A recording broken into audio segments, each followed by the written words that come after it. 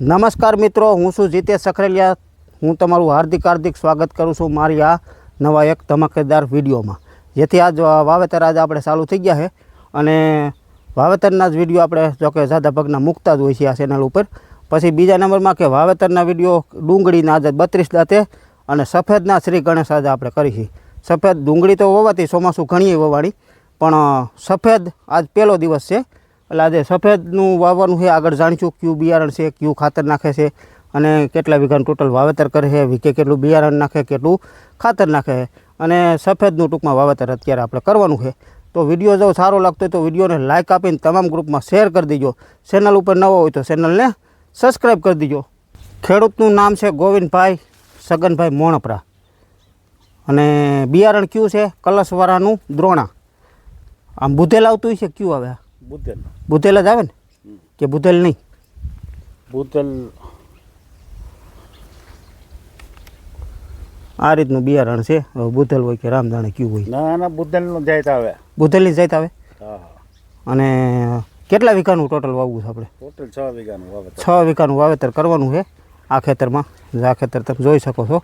તો ખેતર સૌથી પહેલાં તો હવે થોડુંક એ તમને કહી દઉં કે સૌથી પહેલાં તો ખેતર તૈયાર કેવું રીતનું કરવું જોઈએ કે ખેતર ભલે ગમે એ વસ્તુ હાકેલી હોય, આપણે રાહ પાકેલી એક દાંતી હાકેલી હોય, તો એમાં લાહું કરવું ખાસ જરૂરિયાત છે, જેથી કરીને વાતરિયા ખરખા થાય. બીજા નંબરમાં ખેડૂતોના માટે વાત છે આ. પછી દાખલા તરીકે આપણે ખેતર હરખું ન હોય અને ખોટો ટ્રેક્ટરવાળાનો વાંક કાઢી કે ભાઈ પાણી હરખું નથી હાલતું, આમ નથી હાલતું, તેમ નથી હાલતું, બરાબર, તો એમાં ટ્રેક્ટરવાળાનો વાંક હોય હોતે ન હોય એવું નથી કહેતો હું, પણ થોડું ઘણું છે ને આપણે પેલું ખેતર કયો કે પડું કયો કે જમીન કયો કે જી કયો એ લેવલ કરવી એ આપણી ફરજમાં આવે. પછી એમાં વાંક નીકળે ને તો ટ્રેક્ટરવાળાને કહેવાય. પછી મારી પાસે તમે કેટલા વર્ષથી આ વાવેતર કરાવો છો? 20 વર્ષ. શેનું લસણ, ઘઉં, ધાણા, ડુંગળી બધું ટૂંકમાં ઓલરાઉન્ડર, મગફળી, બધું મગફળીનું બધું વાવેતર આપણે કરતા હોય છીએ. પછી એમાં કઈ ફોલ્ટ આવ્યો તમારે કોઈ વસ્તુમાં? વાતર ખરખા થાય પછી વાતર તમારે રિપેર કરવા પડે? ના સીધું વાવેતર કરે. જમીન તમારે હાથી હરકું ઊંધું મારેલું હોય એટલે વાવેતર કર્યા પછી સીધું એમાં કપારી અડાડવી નથી પડતી. બરોબર. પછી બીજા નંબરમાં કે ઢાળ હોતી થોડોક જોવો પડે કે જમીનનો ઢાળ કઈ રીતનો હોય. તો જમીનનો ટૂંકમાં ઢાળ છે ને, માની લો કે આપણે આ બાજુ આમ ઢાળ છે, આ બાજુ આમ, તો આ બાજુથી ચાલુ કરવું જોઈએ અને આ બાજુ ઢાળ આમ હોય તો ઓલી બાજુ ચાલુ કરવું જોઈએ. તો આ જમીનનો ઢાળ કાયદેસર આમ છે તો આપણે આ બાજુથી ચાલુ કરશું ને અહીંથી આમ વાવતા જાય, ઓલી બાજુ આમ વાવતું જાય. વયસમાં થાંભલો છે મોટો પણ કાંઈ વાંધો નહીં, હાલું જાય. તમારું કયું ગામ દાદા? સોડવડી. તમારે અહીંયા કેવાક વાવેતર થાય ડુંગળીના? કેવાક થાય? ઘણા થાય. પાણી તમારે સારા ને? અમારે પાણીનું થોડુંક વીમો છે કા? ડેમ ભરાણું નથી, ડેમ ખાલી છે. એટલે આપણે આ સીમે જ ઉગમણી સીમે તો સારું છે. હા પાણી એમ અમારે બોર વાળાને સારા પણ કુવા વાળાને થોડાક નબળા એમ. તો ખાતર છે DAP અને NP બે મિક્સ કરેલું છે, એ તમને બતાવી દો થોડુંક. ખાતર છે DAP NP બે મિક્સ કરેલું છે અને ખાતર વીઘે નાખવાનું છે એમ માનો ને કે 20 કિલો જેવું થાય કા? હા 20 કિલો જેવું થાય ને.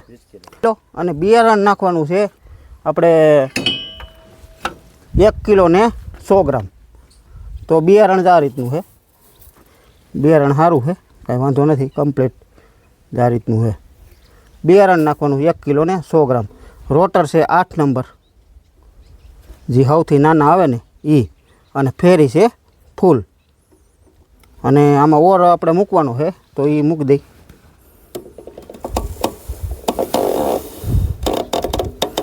આ 3ની આજુબાજુ ટૂંકમાં અત્યારે મૂક્યો છે આપણે, બરાબર.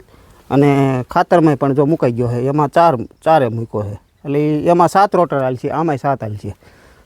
હવે ખાતર જાહે આગલા દાંતાઓમાં અને ડુંગળીનું બિયારણ છે આ 7 પાઇપમાંથી છે ને આ 32 દાંતામાં દામાં.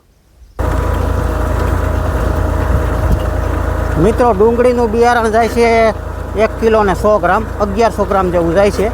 અને આપણે વાવેતર મસ્ત ચાલુ છે. એટલા દાંતા ટૂંકમાં પડે છે અને પાછળ વરો જ આ રીતનો હાલ્યો જાય છે. તો આ રીતનું બિયારણ જાય છે. રોટર ટૂંકમાં 8 નંબરના છે ને એટલે આખા ભરાઈને જાય ને એટલે એ રેડી જ થાય અને ખાતર જાય એટલું જાય છે.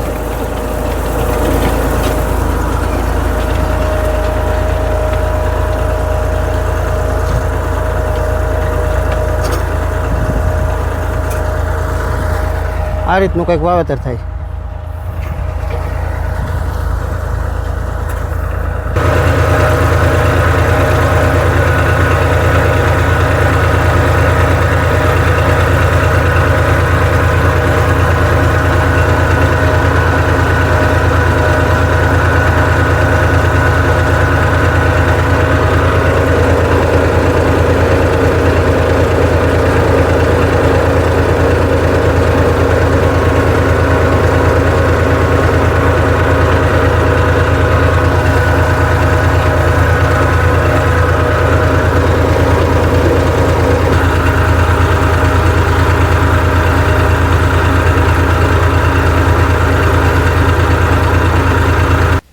મિત્રો આપણે બીજું ખેતર જો ચાલુ થઈ ગયું છે ને બીજા ખેતરે અહીંયા પણ સફેદ જ વવાય છે અને અહીંયા જે આપણે ગોવિંદભાઈ ત્યાં હતું ને એનું એ જ બી છે જાવડું આ દ્રોણા કલશવાળાનું ટૂંકમાં સફેદ એનું એ જ બિયારણ છે.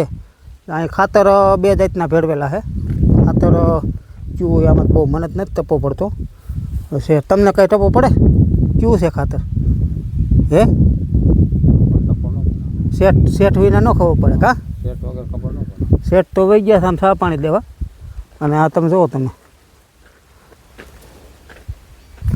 આ 8 વીઘાનું વાવવાની છે.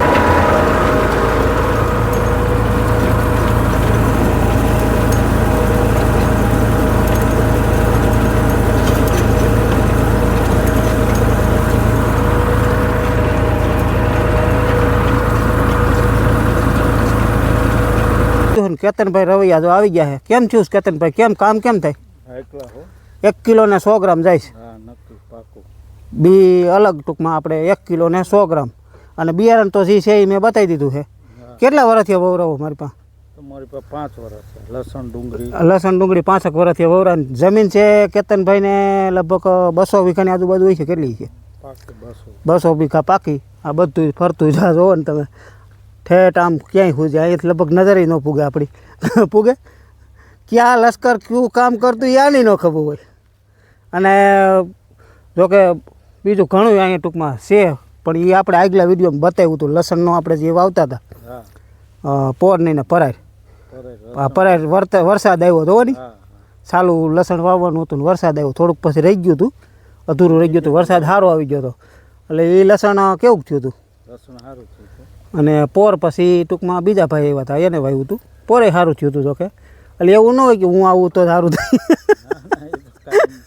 એટલે વણ પાછું મારે આવવાનું હોય ને. કેટલા વીઘાનું વાવવું હોય?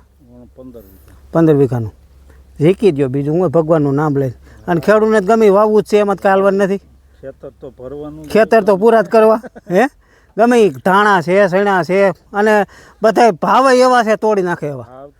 કપા નાટણ એવા છે, માંડવીના એવા, સોયાબીના એવા, બધી કાંઈ ઘટે જ નહીં તમારે. એવા ભાવ ધરવી દીધા ખેડૂતને. હવે એ જોવાનું છે. મગફળી ન આવે, ડુંગળી કદાચ આવે તો આવે, બહુ નક્કી નહીં ટૂંકમાં. એ તો સેટેલાઇટમાં શું છે આમાં ન આવે હોતી. પણ અત્યારે તો આપણે તો એમાં ન આવે કાંઈ નહીં. આપણે તો વાવી છીએ તો વિડીયોમાં આવી છે ને કે વાવી જ છીએ આપણે ડુંગળી. એ તો લોકો જોવાના જ છે. અને જે ખેડૂતને સાહનારા છે ને આ વિડીયોને શેર હોતી કરે છે. ખેડૂતને જે આ સાહનારા છે ખેડૂતને સપોર્ટ કરવાવાળા છે આ વિડીયોને શેર કરવે છે. આપણા વિડીયોને ઘણા લોકો શેર કરે છે બરાબર. પણ આપણું હોય હાસું હોય, ખોટું ન હોય બરાબર ને. એક તારો જો ઓર આલે છે એ તો તમને મેં આગળ બતાવેલું હતું.